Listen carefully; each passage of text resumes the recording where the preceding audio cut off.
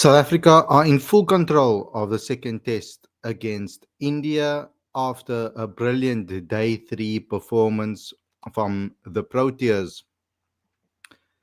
I'm very happy with the way that we performed today, particularly obviously with the ball because we haven't really batted much yet. But considering that we didn't have KG Rabada, that we didn't have Corbin Bosch, the way we performed as a bowling unit was exceptional.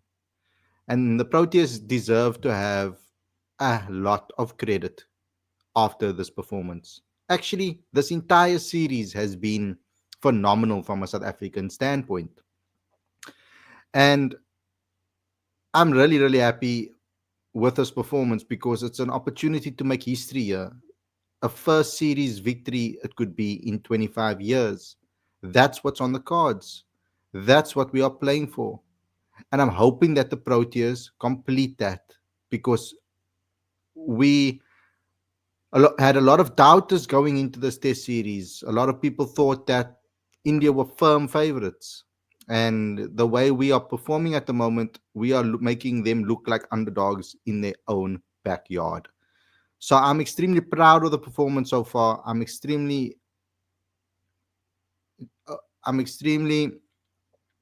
satisfied with certain parts of it. But I think that in this match still has there's a lot of work to still do. And we can make this an easy victory if we play our cards right. So this is also a perfect opportunity as well for many other factors with regards to building this team, building the ethos, building the culture. This is an opportunity to take one step in the right direction and one step forward again with regards to the improvement of this team. So we're going to talk about this game on today's show, of course, and what happened on day 3 of this match. But before we get going, please subscribe to the channel if you're new. Click that notification bell for all future videos, please. Smash the like button, comment and share. And don't forget to comment in the comment section after we've ended the stream. Very important that you guys do so because that's how we get into recommended feeds on YouTube and we'll be able to bring more fans into our community. So please go ahead and do that for me as well. So without further ado, let's get straight into today's video.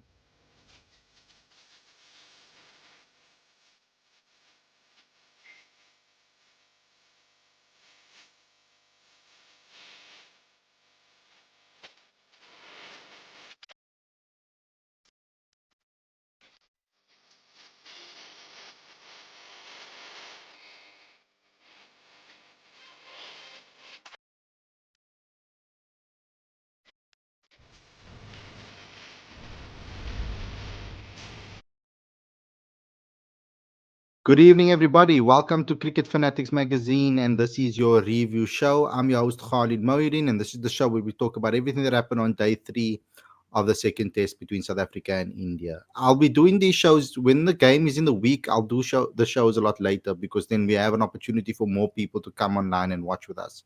I don't think it's a good idea to do it in the afternoon when everybody's at work or at school or at university or whatever the case may be. So I decided that I will do these shows a little bit later, and also then I can get other work done also during the day in that period. So let me start off with what happened in the match because that's what we're all here for, kind of. If you didn't get an opportunity to watch the highlights or you didn't get an opportunity to actually watch the game today, don't worry. I'll be here to fill you in on everything that took place in this match so that you guys don't feel left out of anything that happened. So let me just get the scorecard on the screen for you. So first and foremost, this game put South Africa firmly in front. I mean, India started the day obviously on 9-0, and they were in pursuit obviously of South Africa's 489 in the first innings. And as I said on yesterday's show, I did expect the first hour to be easy for India and not cause too much problems. Um, and that's exactly what happened. And I said that the pitch will deteriorate as the game goes along. And as we get into the later sessions, that's when the pitch will start to deteriorate. And then we'll get some purchase out of the wicket. For the first hour, it was pretty flat. It was pretty easy for India to start building a partnership. And they got themselves to 65. But at the latter stage of the first innings, of the first session, Keshav Maharaj got some crazy turn on that wicket, and he actually ended up dismissing KL Rahul, who edged it to first slip. But then there was still a little bit of few fires that we needed to put out, I would say, because Yashasvi Jaiswal, he was brilliant today. He brought up his half century. But not long after that, Harmer came into the mix. So our spinners opened the account for us. And he popped Harmer back to backward point. And then India were 95 for 2. And South Africa were in a brilliant position. And then just on the stroke of tea, Harmer struck again. And this time, Sai Sudarsan, 15, pull shot, went into the direction of mid wicket, and Rickleton dove to his left and took a superb catch. That was an amazing catch from Rickleton. Fantastic, fantastic catch from him. That is something that we also need to give ourselves credit for, is the way we fielded. We fielded brilliantly throughout this match. And normally, recent times we were maybe being a little bit critical about our fielding. I saw some fans on here at least criticize some of the fielding, white ball cricket, not so much in test, but mainly white ball cricket. I did see a little bit in the test matches against Pakistan, the first test particularly, people were complaining a little bit about drop catches, etc. But in this match, we've been so clinical. Then Dhruv Jural fell shortly after his pull shot popped the ball to mid on. And then T was called with India on 102 for 4, and we were in a great position. And at that stage, that was when the Jansen, I would say the Jansen rampage started from there. That's what sparked it. And it was a brilliant move by them to bowl shorter deliveries to India. They really struggled to deal with it on this pitch. There was a lot of bounce in the wicket still, and they managed to utilize that well, particularly Marco Jansen. So not long after the second session, then Rishabh Pant came down the track to try and smash Jansen, which was a weird shot for me and the decision. It was a back of the length delivery, and instead he found a faint edge to the keeper, which they reviewed, and it went in South Africa's favour. India won 105 for 5 at this point. And then Jansen struck again. This time he banged in a short delivery to Nitish Kumar Reddy. He tried to defend it and ended up instead it hit the top of the bat and flew to the gully region, and Markram ran to his right.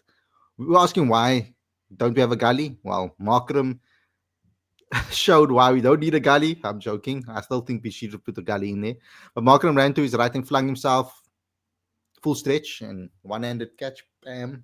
Was amazing. What a wicket that was. India were now 120 for 6 and in big trouble. Marco struck again shortly after that. He banged in a short delivery, at this time at Jadeja.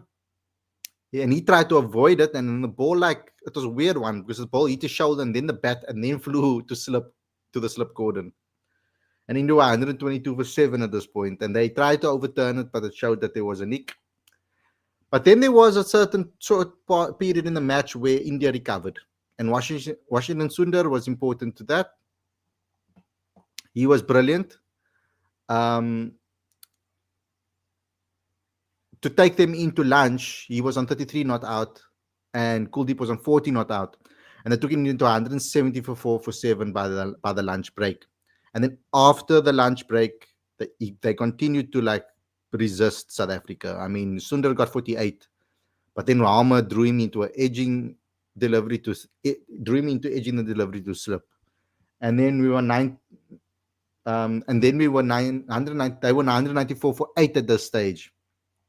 And then Jansen sealed his fifer, his fourth of his career, when Kuldeep tried to pull him, put his bat away from a shorter delivery again.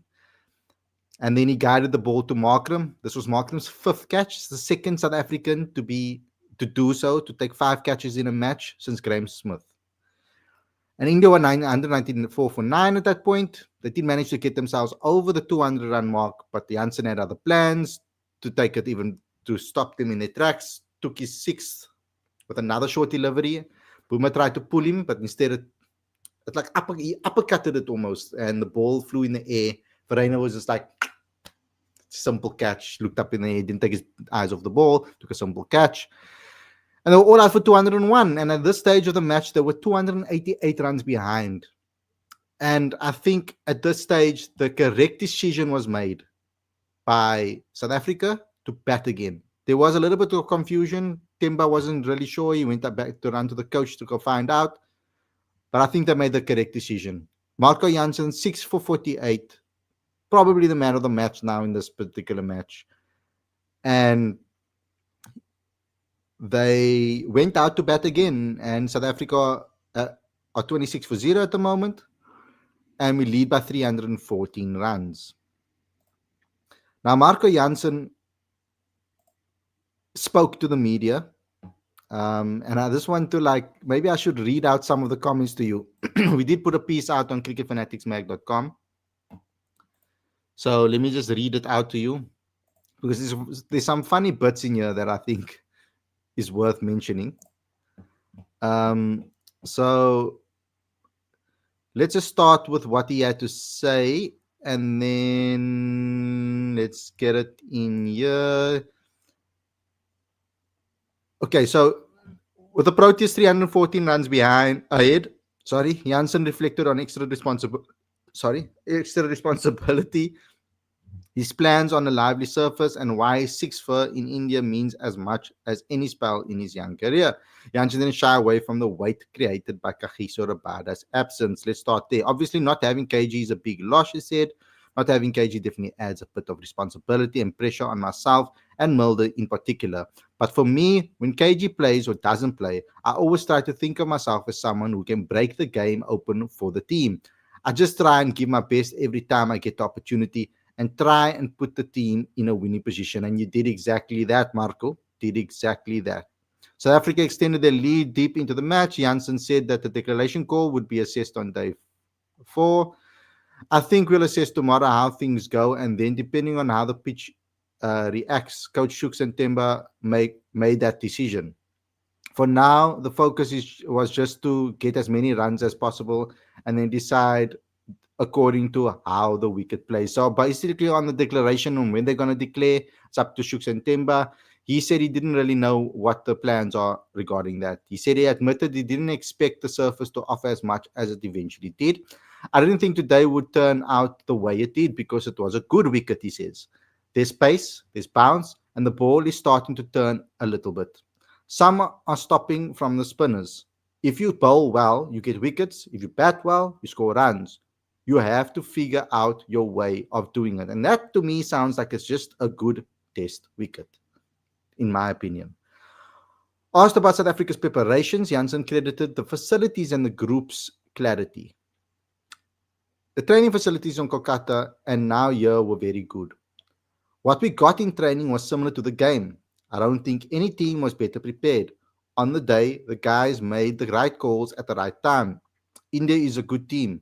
You have to be at your best every single ball. The training wickets, being so similar, helps you wrap your head around conditions and you can maximize your prep. So that is weird that they actually prepared. The training wickets were similar to the ones that they were getting in the match.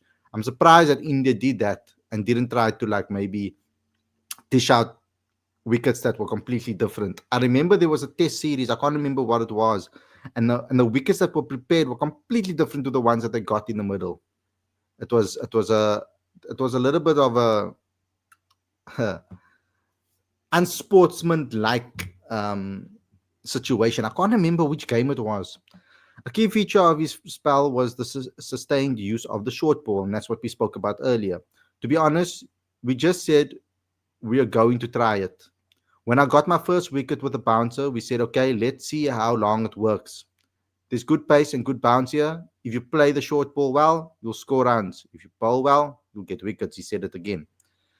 He explained why the new ball was vital. He said, with the older ball, it felt a bit softer. It was getting up, but didn't have the zip. As soon as we took the new ball, the bounce was still there, but it skidded on nicely. That spell, when I took those 3 wickets, the ball still had pace and bounce. When there's zip, you try to utilize it, he said. Then he was asked about whether India's batters were vulnerable to the bouncer. He dismissed the idea. I don't know what you guys think. I don't know if you agree with us, but he said, I don't think they're vulnerable at all. He said, Nitish Kumar Reddy, I've seen him hit the short ball 50 rows back in the IPL. It's just game situation. When your team is behind, you have to get used to conditions, figure out a plan, and then try to put pressure back. That's Test cricket. Sometimes you have to dig deep for 10, 15, 20 overs before it gets easy. And this is why I love Test cricket, because it teaches you all of these things. Then he reflected on what 6-4 in India means. Jansen said it felt like a breakthrough given his past struggles in the country. For me, I've always struggled to bowl in India. I'm still jealous of people who get the ball to squat and up. Yesterday was perfect example. The ball goes over the stumps because I'm so tall. I've tried to learn what's going to work for me. Today was just one of those days where everything clicked. As a player, those days you take it and you run. Now he was talking about how tall he is and how jealous he is of some people that are shorter of him. And then one of the journalists said, but they are also jealous of you for how tall you are. So it was quite a humorous little back and forth. He said he also shared a lighter moment about the batting nerves during his innings. This was funny. Um, I was nervous when I had 20. When I walked in, I faced 3 balls and Sen looked at me and said, Chum, just breathe. I thought I was calm, but clearly I wasn't. I've never been in the 90s before in first class cricket. Never mind test cricket. I was nervous the whole way. He said he was nervous when he had 10, 20, 30, 40, 50, 60. He said that in the press conference. I thought it was quite funny. Maybe I'm just lame. Finally, rated the Guwahati surface highly. He said, if I had to pick one, they asked him which is his favorite test wicket out of the two. Which one does he think is best prepared for test cricket out of Kolkata and Guwahati? He said, if I had to pick one, I'd say this pitch. It's what I call a proper test wicket. If you bat well, you score runs. If you bowl well, you get wickets. Kolkata is nice, but tough. Here you can set batters up and you can earn your rewards. So yeah, that was his comments, and I just thought I'd share that with you because I thought it was quite funny, some of them. Marco always makes me laugh in press conferences. It's the way he answers it. Sometimes he's a little bit awkward, man, and he doesn't really necessarily like those things, type of situations. So the only way he knows how to get out of it is to joke.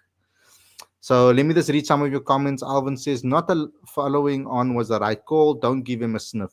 You can still bat on that pitch. So leave them a mountain of runs to chase on the worst batting day and give your ODI batter some time. I agree with you. I think every single player that is out of form needs to get an opportunity now to bat and bat long. We've got enough time to put a massive total on, because even if they draw the match, we win the series, which is the most important thing for me ultimately. So I'm hoping that we give our batters as much time in the middle to get their form back, to get their belief back, because that will do wonders for their confidence. And getting to watch Pant and Bumrah grovel for the full 5 days, every second's sweet revenge for T20 World Cup final, where Pant faked injury 20 minutes to break Klaasen's rhythm. And plus, we're making Bumrah look ordinary. Tokliso says both Jansen and Markram catches had their fifers in one day. Cap Stinger says Markram took that diving catch of Nicker so good, man. Pratik says, I thought SA would have enforced the follow on. Now it would be slightly difficult to pull off a win. Not sure how many overs SA would give to bowl India out, maybe 120. You know what? There's still 2 days left in the test match. We need to push hard till, I think, lunch, and then give them the last session to bowl at them and get as many wickets as possible, because that's when the pitch will be at its worst.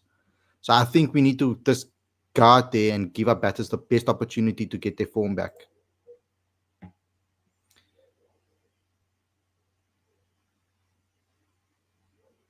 Mickey, I don't know how to pronounce the full name, but I'm just going to say Mickey. Do you think batting again and not enforcing the follow on was the right call? I do think so. Cape Stinger says South Africa was on the field for 85 overs already, so not good idea to give the follow on. I don't, yeah, I think also with Marco went took his time to come back onto the field again after the break, after the innings break. So I think that the right decision is to give our bowlers rest and let us bat and put as many runs as possible on the board. Maybe we bat very quickly, you know, and by let's say let's say by T, we put the extra 100, 200 runs on the board. It's possible. 200 runs, maybe 150. Put the extra 150 on the board. Then we're in a very strong position. Then just after T, we can bat another 10, 15, 20 minutes, and then we can send them in. But I'm happy for us to bat until lunch and then give them the final session. Pratik says another good bowling effort. Jansen was superb, probably energizing disappointment of missing his 100. Uh, Indrobai says, bro, you think Klassen is back in your opinion? Nope. Don't want him back. Trothisho says, India conceded more no balls than us. Another positive. Dex says, Marco, bro, and he says, bro, Khalid, have you been going to the SA Park for the Titans games? To Supersource Park for the Titans games? No, I haven't. I live in Cape Town. And Titans are playing terribly at the moment. Well, I got the Proteas back, so they might be on the up now. Indra Bai says, how did your grandparents in India born? Because you look absolutely OG Indian, man. Please stop. I've got Indian heritage on my dad's side, but it's like great grandfathers probably from India. They're all mixed married, so they all married like white people, Christian people, etc. So non-Indians basically, right down the lineage. Show great grandfather, great grandfather, great grandfather, grandfather, and then my dad. So I'm quite mixed. I'm not full on Indian, but I do have family somewhere there. Indra Ba says, Bro Khalid, tell me Shukri who say on stubs no in India. Reason the press conference is up on the channel. You guys can go listen to that. How many given by SA in India all out? I think 120 over. How many overs you want to give them? Yeah, that's fine. Alvin says, I don't get the whole world is pushing the narrative of how badly India is playing instead of how brilliantly we are performing. We are outclassing them in every aspect during the series. 100%. We are outplaying them. Trust me, they came into the series thinking easy win. I'm pretty sure they thought that. Our conditions, young team, we're going to dominate them. And we are completely outclassing them in every regard. So we deserve credit because we're playing well. We are not just capitalizing on a poor India. We are forcing them to be poor. Cap Stinger says, bro, SA should aim for the win. An away win would boost their WTC score so much. But we will get a series win regardless. And yes, they should go for the win. 100%.